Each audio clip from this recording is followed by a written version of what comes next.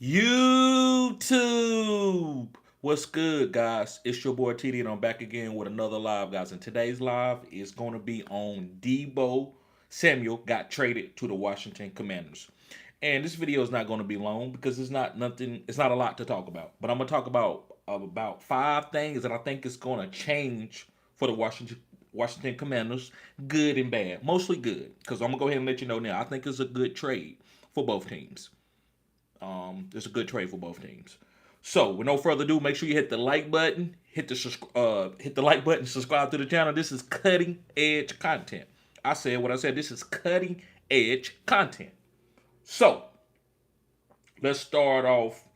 I'm gonna talk about the offensive coordinator first. What's gonna happen now? So, the reason why you go and acquire a guy like Deebo Samuel is you have an offensive coordinator that has like a college system where they can throw these screens behind the line of scrimmage screens, in the rounds, jet sweeps, all type of different design manufactured targets. Kyle Shanahan is great at that. He's been great with Debo. That there's a couple other coordinators is good doing that, and that's Cliff Kingsbury. He did it with Chase Edmonds. He did it with Kenyon Drake, where he used these guys as pass catching hybrid type backs slash wide receivers. So Debo is going to come to this team, and Cliff already got a playbook already designed. He already done showed it to the coaches. Like, look, this is what we're gonna do for Debo. This is how we're gonna use Debo.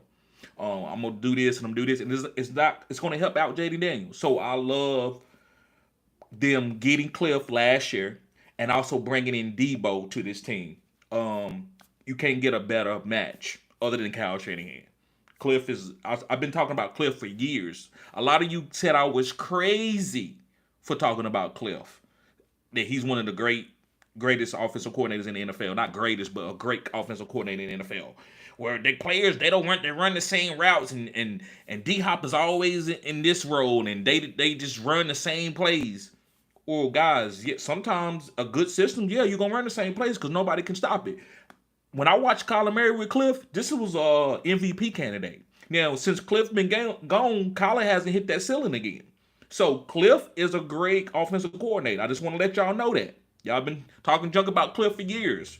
I try not to get into that. I try not to be a fan. I know I'm a fan of certain teams, but I try not to go up and down. I try not to say a guy sucked and then all of a sudden a year later where he's good now or he's playing okay now. Like I try to, if I say something about somebody, I wanna take it to the bank. I want to be able to cash that check. And so it looks like Cliff Kingsbury is on his way to a head coaching job in a couple years, kind of like Ben Johnson was from the Detroit Lions. All right, let's move on to my number two thing that I want to talk about with this move, helping out the Washington Commanders. It's going to be Jayden Daniels. Jayden Daniels probably had the first or second best rookie season of all time. If you want to talk about how far the team went, I would say the best. If you want to talk about stats, then I might argue Justin Herbert or somebody like that, or Dan Marino. But Jayden Daniels, guys, with him having a manufactured target guy like Debo, where he can throw behind the line of scrimmage, it's only going to help his completion percentage. It's only going to help him be a better quarterback because we know he can push the ball down the field like all the top end quarterbacks in the league. He can throw to Terry McLaurin. He can throw to Zach Ertz. We've seen that. What's going to help this team move to take another step? Because you got guys, you don't have a lot of talent around. I know y'all think this team is really good, but this is one of the least talented teams on the offensive side of the ball. But Jayden Daniels is what you call a force multiplier. So he's going to make everybody around him better. And then you bring in a guy that got championship pedigree like Deebo Samuels. So you're going to have to say, well, we got a plan for Deebo. You're going to have like 6 or 7 plays or maybe more that you're going to have to plan for throughout the week to try to stop Deebo. And then and then you got to worry about all the other weapons, the bag that Jayden Daniels has when it comes to Zach Ertz, when it comes to Terry McLaurin, when it comes to Dyami Brown, when it comes to Brian Robinson, and even Austin Eckler if he returns to the team, which I believe he will. And they're gonna draft some more talent on this team. So I love Jayden Daniels is about to break out. And I don't say break out because he's already broken out, but he's going to be an upper echelon quarterback. So he's a guy that I'm willing to take in the second round or even the first round, depending on what type of league I'm in. I've been on taking quarterbacks early this year. I've been saying it for a while, but I'll wait third, fourth round, right? But this year I'm not playing because this is a quarterback friendly league. So I think this just helped Jayden Daniels to take his ceiling all the way to the like have a great ceiling. I think this is going to he could be number 2, number 3 quarterback, even number 1. I'm not saying he's going to be, but I won't be surprised. All right, let's move on to my number 3 thing that I want to talk about. This is basically Terry McLaurin. I think Terry McLaurin, this is a great counterpart for Terry McLaurin. You don't want a wide receiver just like Terry McLaurin. You want a guy who can work the field in different areas than Terry McLaurin. Terry McLaurin is a great deep threat. Now he can catch balls underneath. He's fast, but Deebo is going to be used like kind of like a tight end. He's going to be working around the Zach Ertz area to ramp 5 yards behind the linebackers, 10 yards behind the linebackers. Double move, go deep. That's what Deebo does, and all his underneath and carries and all that type of stuff.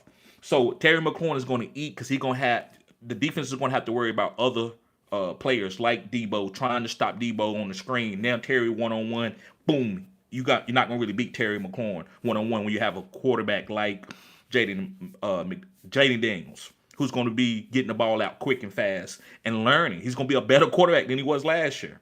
And remember, he's the only team that I felt like pushed the Eagles. Each time he played the Eagles, he was putting up points on the Eagles. Nobody else was putting up points like that on the Eagles. So you got to know what Jayden Daniels is going to be doing. So, and also, like I said, Terry McLaurin is going to be a top 12 wide receiver floor, and that's easy.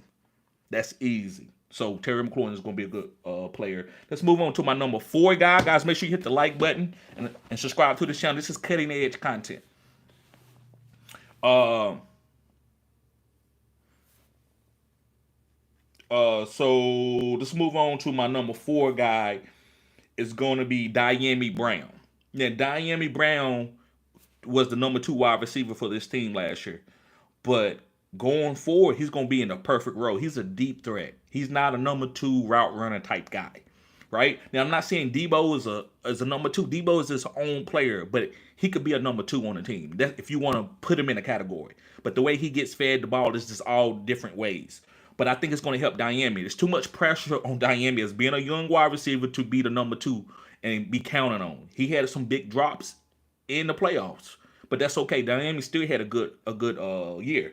So it's going to help Dyami Brown, guys. And I actually like Dyami Brown as a guy that I can have on my bench for fantasy and play him in certain weeks and get that boom because he's a boom guy. He can catch a 70-yard bomb. And Jayden Daniels has a great deep ball, very accurate with the deep ball, one of the best accurate quarterbacks in the NFL on the deep ball.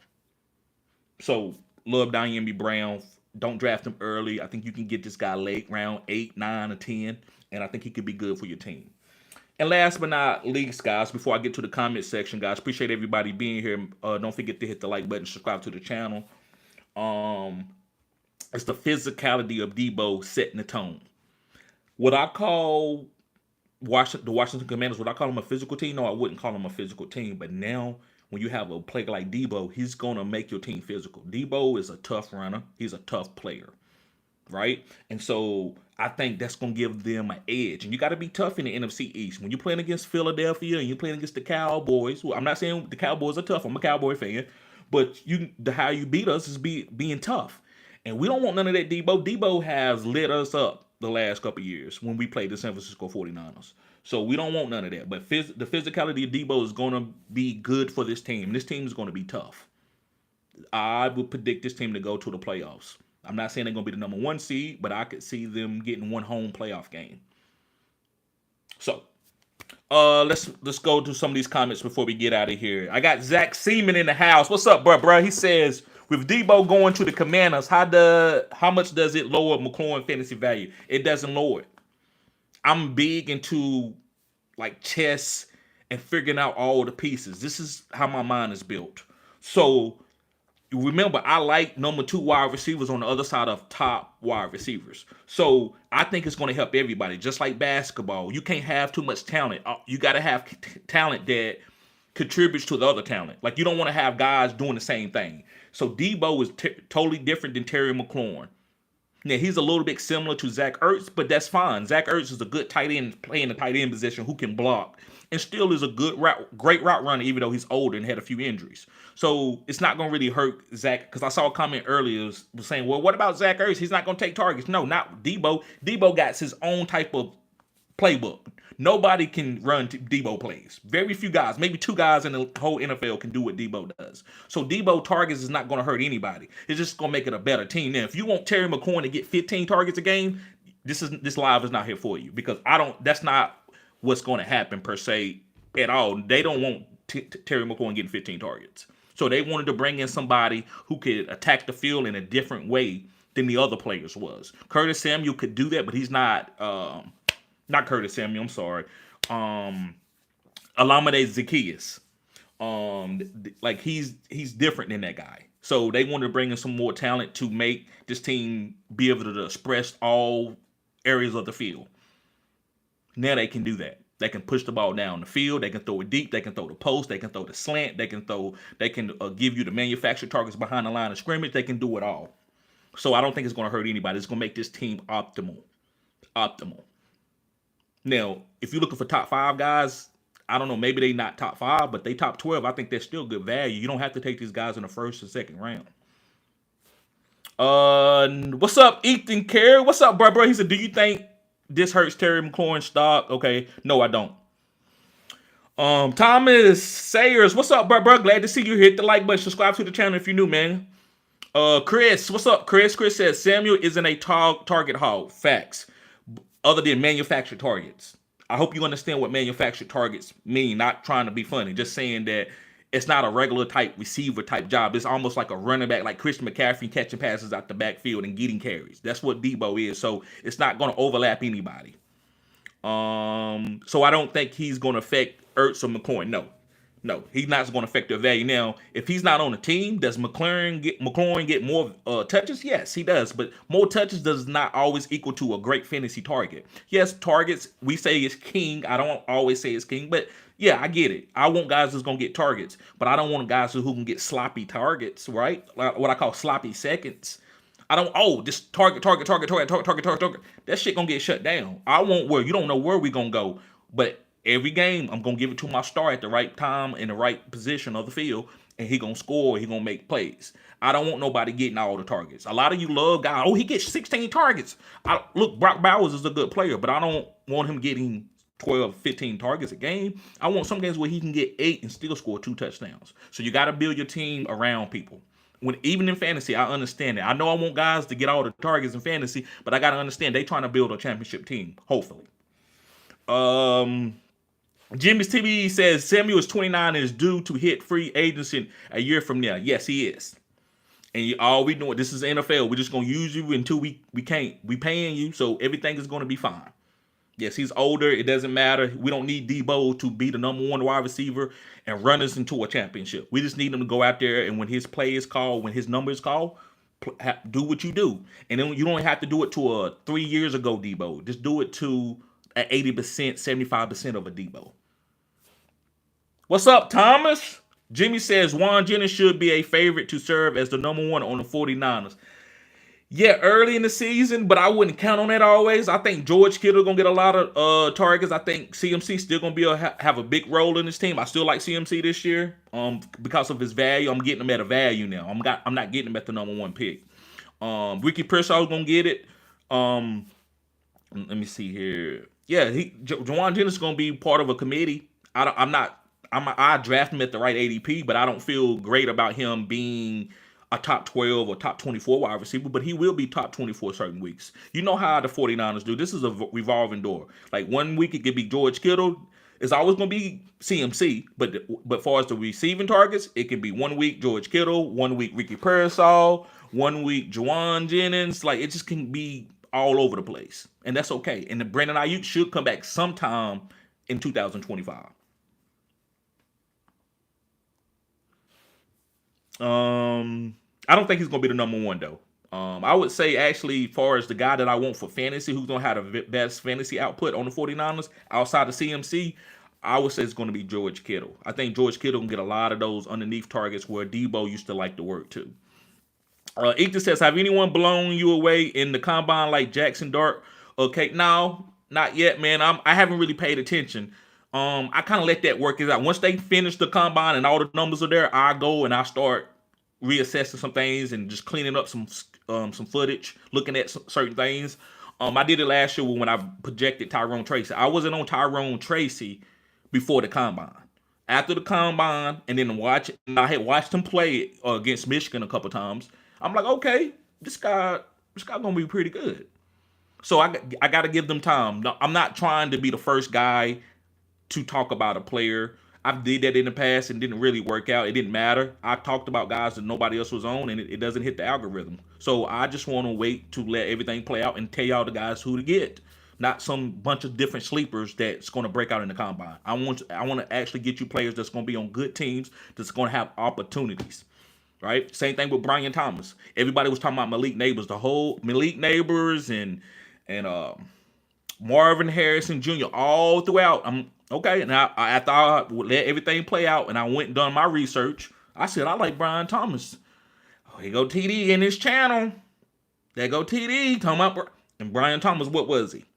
And nobody was saying that Brian Thomas could play like Malik Neighbors. Nobody said that.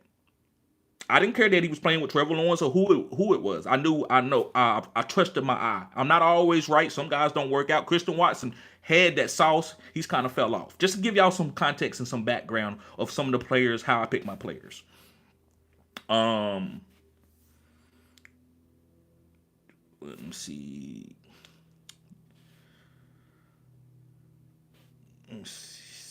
But I do like Skateboat, and Jackson Dark is a solid quarterback. Like, guys, none of these quarterbacks suck. You just got to be in the right system.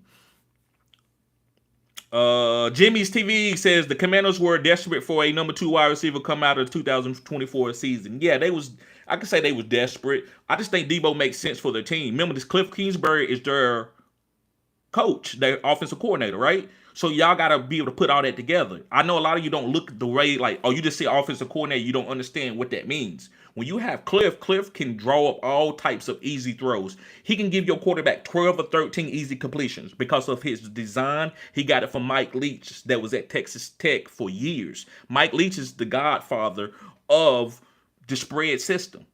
When years ago, when New England was the first team to deploy this system, they went to college and they got it from Mike Leach. And that's why Wes Welker was a great wide receiver in this spread system, because they started throwing at the linebackers in the slot. That was the mismatch in most offenses. And so the game has changed. And Cliff came right. He was the offensive coordinator for Mike Leach that helped him call plays and knows that system. So when you have to accentuate Cliff, what he does great. So you got to bring in a guy like Deebo. It was perfect match. Now, I didn't know what their plan is. It's different types of plans, so I'm not saying I called it, but it makes sense. I think Deebo's going to be fine. I don't think he's the number 2 wide receiver. They might draft another guy, but I mean, you could say that for San Francisco. Was he really the number 2, or was he just Deebo Samuel? He does what he does. Jimmy says, I think Samuel's presence underneath may even open up more for deep looks for much. Come on, Jimmy. Come on, preach. What's the old boy name? What's that song? Preach.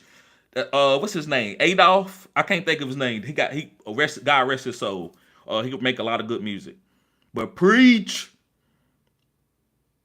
Thomas says, were you drafting CMC and redraft? Round 2 sounds like right for me. Yes. So at the turn or round 2.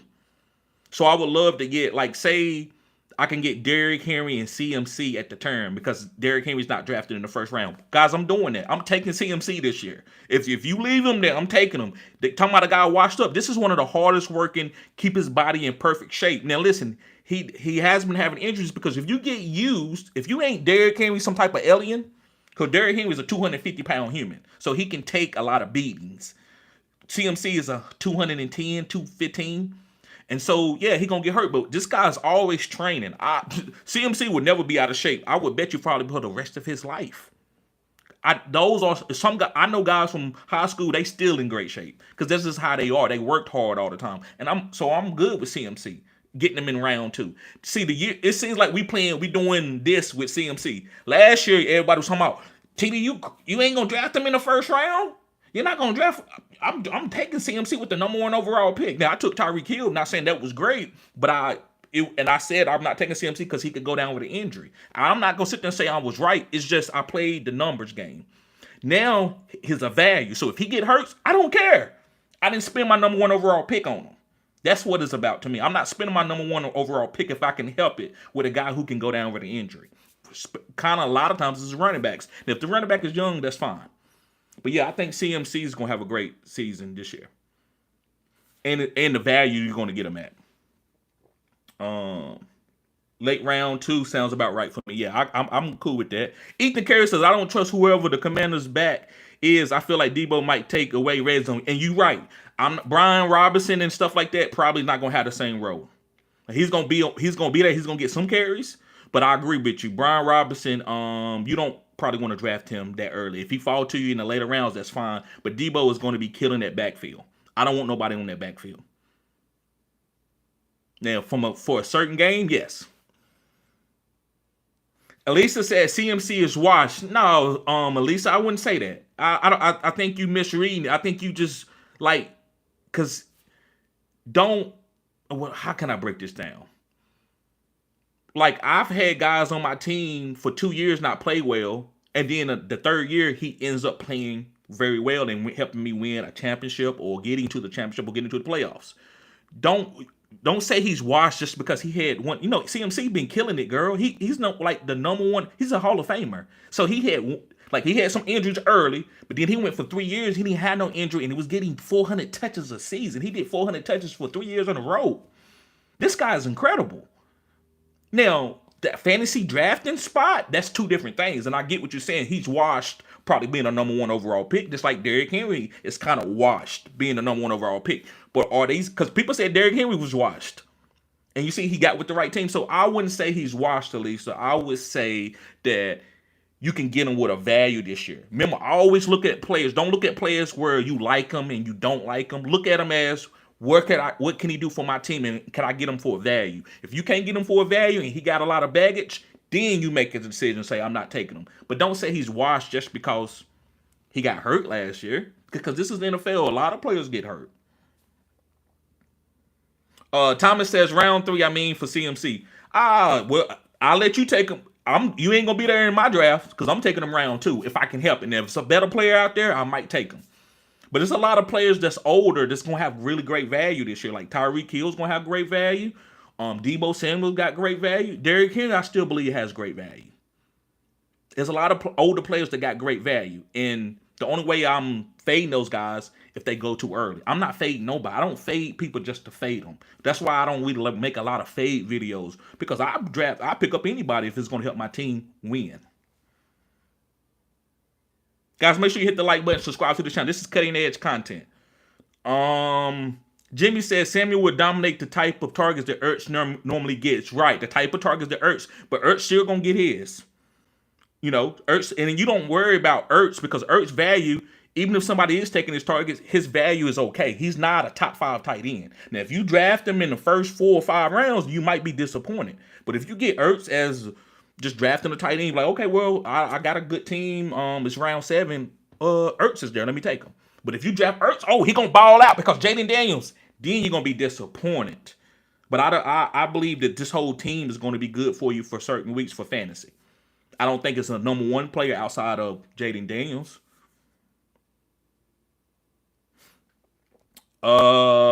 Big Will in the house. Watch your mouth. What's up, Big Will? Thomas says, you say skateboard name funny. Skateboard. Yeah, you know me, brother. I'm from the country. I'm going to say a lot of stuff funny. That's just how it is. I own it. I used to kind of, were they talking about my intellect? And then I had to actually sit down and digress and it's like, you know what? That's me. That's TD. I'm a special person. I'm from the country. I got a lot of knowledge. I play ball, so that's who I am, and I'm going to say the name's funny. So I laugh at myself, too. Just like I say breach. I don't say breeze. I say breach. Appreciate you being here, Thomas, as always, bruh. Ethan says, do you have any breakout tight ends or tight ends people are sleeping on? Ethan, you ain't watched the video yesterday. This is what I'm going to tell you, bruh. Go watch the video. That's what we did yesterday. I got plenty of tight ends for breakouts and sleepers. I did like a couple videos on those. It's a live from yesterday. Go check that out. But I'm gonna give you one guy. I talked about Kyle Pitts. I think Kyle Pitts could break out this year with Michael Penix. The way Michael Penix' arm talent, I think that's only going to help him and Drake London. So I like Kyle Pitts. Rio James in the building. He said, "Where do you think Samuel in fantasy drafts? What does he rank? I think Deebo ranks probably, bro. I'll probably taking him like 5 or 6, round 5 or 6 as my number 2 or number 3 wide receiver. Just depending on my team. If I got stud running backs, I don't mind taking him number 2 as my number 2 wide receiver. If I went wide receiver heavy, then he would probably have to be my wide receiver 3 or 4, depending on how many people I can start or how many wide receivers I can start. But yeah, Deebo, guys, and I'm gonna tell you, don't pay attention to the ADP. Now, ADP does give you a little bit of a comfort zone, but guys, you play with me. I might draft Lamar in the first round. You got to know what to do. So fill your draft, and that's what I want to teach y'all guys. You go in, you like water. You can fit inside of a cup. You can fit inside of a bucket. You can fit in a pond. You can go back to the precipitation and go over the cycle again. You can do it all. Don't be. I'm an iron nail. No, a nail can only be used for a nail. It only can be hit and beat into something. When you draft, you got to be like water. You got to be able to fill the draft. You ain't gonna be able to have no plan. I know a lot of you want a secret code, and you just can do this and this, and you got a good team. Sorry about that, guys. Excuse me.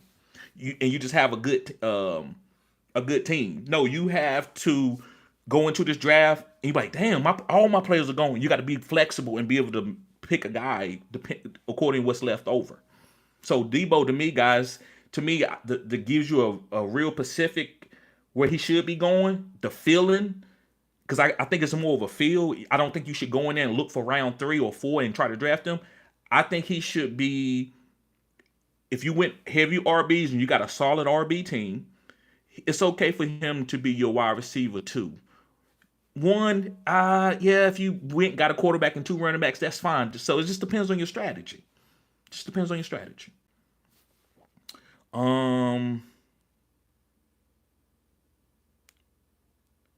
Lisa says, I'm not. Yeah, and Lisa, I'm just telling you because I want you to be able to. I'm trying to get you to get the essence of my channel, not listen to me because you know fantasy. I'm not telling you nothing that you don't know, but I just want you to be able to look at these guys without being biased, because bias hurts you. Like, because I'm off of him. There's certain guys you can do that because it's fantasy, but Deebo hasn't played good like that in like the last 2 years. But that doesn't mean that he can't go out and be really good this year. Or CMC, same thing.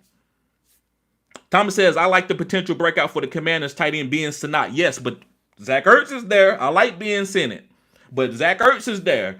And this is just going to be hard to beat out the vet. It takes a long time. Look how long it took Isaiah Likely and Mark Andrews. Well, Mark Andrews, he kind of got started off kind of quick, but it takes a while, man. George Kittle was one of the only few tight ends that I saw take off in the beginning. Trey McBride took him 3 years. It takes a while for a tight end. Be patient with the tight ends. Pause.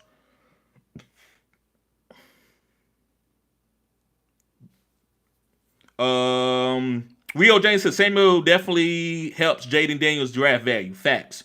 Big Will says Deebo doesn't need to be on the field every play. There you go. He's his own special player. Facts.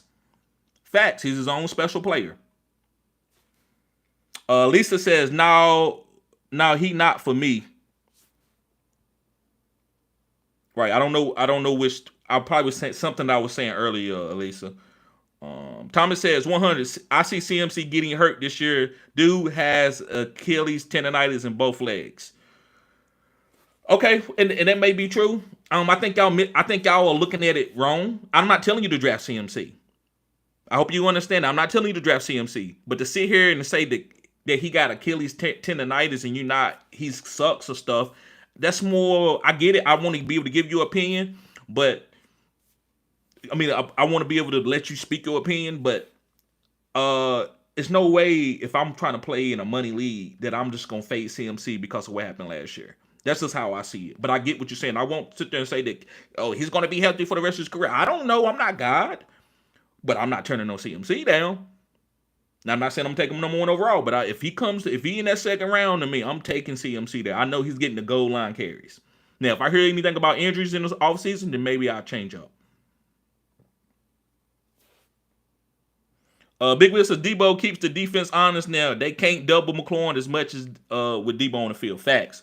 Also, he should open up running lanes. Facts. Big Will. Silence. What's up, bro? He says Deebo definitely hurts Ertz and Brian Robinson Jr. ADP going forward. And listen, let me ask you this, and I say this with all due respect. Do we really care who he hurt, who ADP he hurts? Because it's not Jamar Chase, it's not Justin Jefferson. We don't care about Brian Robinson Jr. when it comes to like Terry McLaurin and Jayden Daniels. Like, okay, Brian Robinson, yeah, you should take a back seat. Do we care about Zach Ertz really when he's like a top 12 at the end of the top 12 wide tight ends?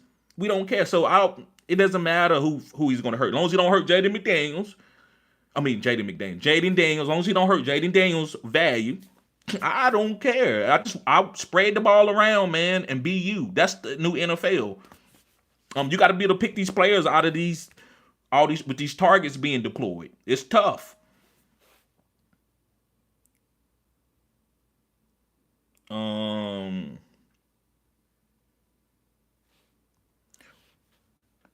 Rio says Klingberg excels at scheming up. Come on now, Rio. Shh. And quick passes, which is Deebo bread and butter. Facts all the way. Thomas says you all good. It's funny to me. I have no idea what's funny, bro. This is older, so I don't know what I said. But yeah, it's no biggie, bro. We just talking fantasy. Zach says draft Breach Hall round 2 this year.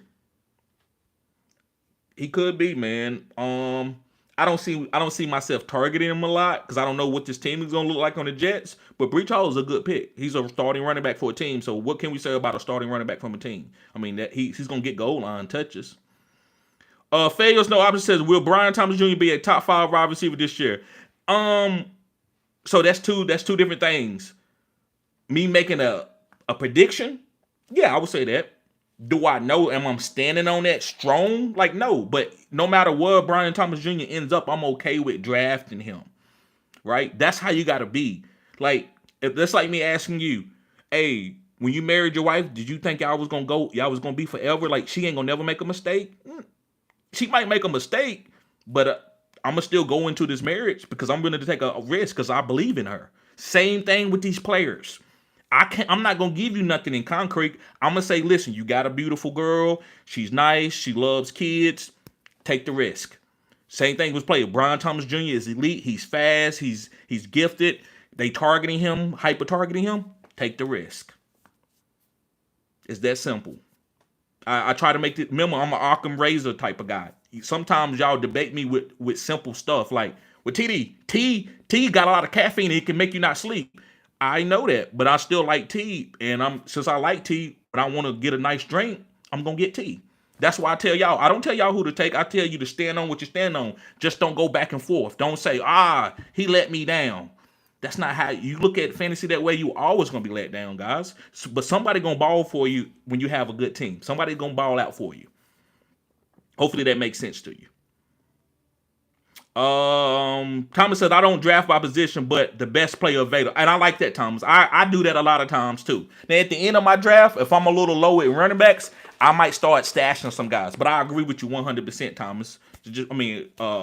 Not saying you right or wrong, but I agree with that type of philosophy. I like to take the best player available.